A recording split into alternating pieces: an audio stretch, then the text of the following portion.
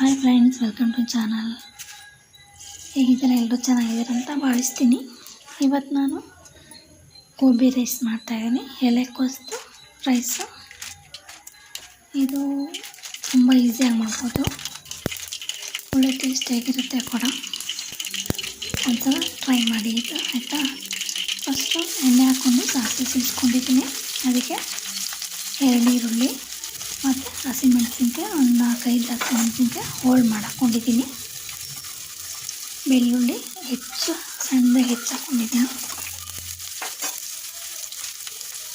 ಇದು fried rice ಥರನೇ ಇರುತ್ತೆ, ಅಂದರೆ ಗೋಬಿ ಎಲೆಕೋಸನ್ನ ಒಂದು ಸ್ವಲ್ಪ ಜಾಸ್ತಿ ಹಾಕಿರ್ತೀನಿ ಅಷ್ಟೇ.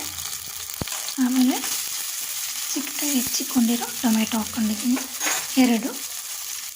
ನಾನು ಇದಕ್ಕೆ ಯಾವುದೇ ರೀತಿ ಸಾಸ್ ಯೂಸ್ ಮಾಡ್ತಿಲ್ಲ, ಮನೆಗಿರೋ ಇಂಗ್ರೀಡಿಯೆಂಟ್ಸಲ್ಲೇ ಮಾಡ್ತಾಯಿರೋದು. ಚೆನ್ನಾಗಿ ಫ್ರೈ ಆಗಬೇಕು. ಈರುಳ್ಳಿ, ಟೊಮೆಟೊ, ಹಸಿಮೆಣಸಿನ್ಕಾಯಿ ಮತ್ತು ಬೆಳ್ಳುಳ್ಳಿ ಹಾಕ್ಕೊಂಡಿದ್ದೀನಿ. ಆಮೇಲೆ ಉಪ್ಪು ಹಾಕ್ಕೊಂಡಿದ್ದೀನಿ. ಈರುಳ್ಳಿ ಟೊಮೆಟೊ ಬೇಗ ಬೇಯುತ್ತೆ ಅಂತ ಫಸ್ಟ್ಗೆ ಉಪ್ಪು ಹಾಕ್ಕೊಂಡ್ಬಿಟ್ಟಿದ್ದೀನಿ.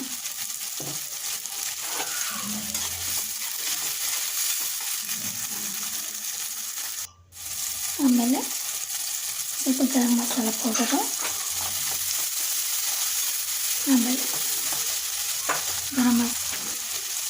ಗರಂ ಮಸಾಲ ಮತ್ತು ಧನಿಯಾ ಪೌಡರು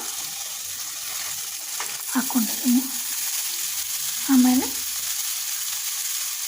ಎಲೆಕೋಸು ಹೆಚ್ಚಿಕೊಂಡಿದ್ದಲ್ಲ ಸಣ್ಣದಾಗಿ, ಎಲೆಕೋಸು ಮತ್ತು ಕ್ಯಾರೆಟು ಅದನ್ನ ಹಾಕ್ಕೊಂಡಿದ್ದೀನಿ.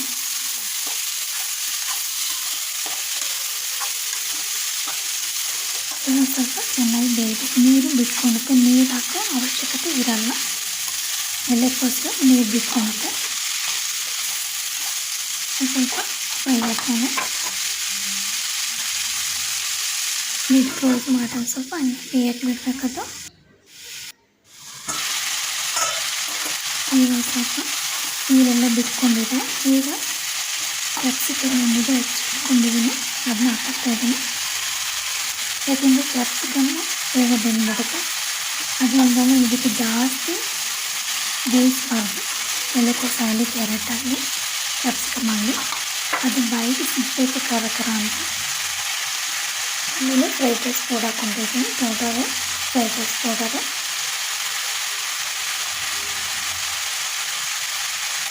ಫ್ರೈಡ್ ರೈಸ್ ಮಾಡ್ತೀವಲ್ಲ ಅದೇ ಥರ ನಾನು ಎಲೆಕೋಸು ಜಾಸ್ತಿ ಹಾಕ್ಕೊಂಡಿದ್ದೀನಿ. ಅದಕ್ಕೆ ಗೋಬಿ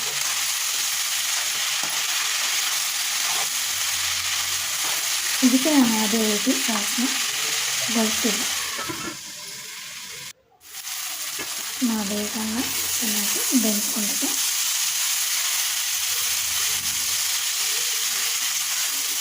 ಈಗ ಸ್ವಲ್ಪ ಉಪ್ಪು ನಿಮಗೆ ನೋಡ್ಕೊಂಡ್ಬಿಟ್ಟು ಬೇಕಾದ ಉಪ್ಪನ್ನು ಹಾಕೋಬೋದು. ಎಲೆಕೋಸಲ್ಲಿ ಪಲ್ಯ ಸಾಂಬಾರೆಲ್ಲ ಮಾಡ್ತೀವಲ್ಲ, ಈ ಥರ ಮಾಡಿದ್ರೆ ಟೇಸ್ಟಿಯಾಗಿರುತ್ತೆ, ಚೆನ್ನಾಗಿರುತ್ತೆ. ಅನ್ನ ಮಿಕ್ಕಿದ್ರು ಕೂಡ ಇದು ಮಾಡ್ಕೊಬೋದು. ಆಮೇಲೆ ಅನ್ನ ಬೇಯಿಸಿಟ್ಕೊಂಡಿದ್ದೀನಿ ಕುಕ್ಕರಲ್ಲಿ. ಅನ್ನ ಉದುರಾಗಿರ್ಬೇಕಂದ್ರೆ ಚೆನ್ನಾಗಿರುತ್ತೆ. ಚೆನ್ನಾಗಿ ಮಿಕ್ಸ್ ಮಾಡಿದ್ದಾಯಿತು. ನಾನು ಗೊಜ್ಜು ಸ್ವಲ್ಪ ಎತ್ತಿಕೊಂಡ್ಬಿಡ್ತೀನಿ. ಆಮೇಲೆ ರೈಸ್ ಹಾಕ್ಕೊಂಡು ಮಿಕ್ಸ್ ಮಾಡಿಕೊಂಡು ಬೇಕಾದರೆ ಗೊಜ್ಜು ಹಾಕ್ಕೊಂಡು ಮಿಕ್ಸ್ ಮಾಡ್ಕೊಬೋದು.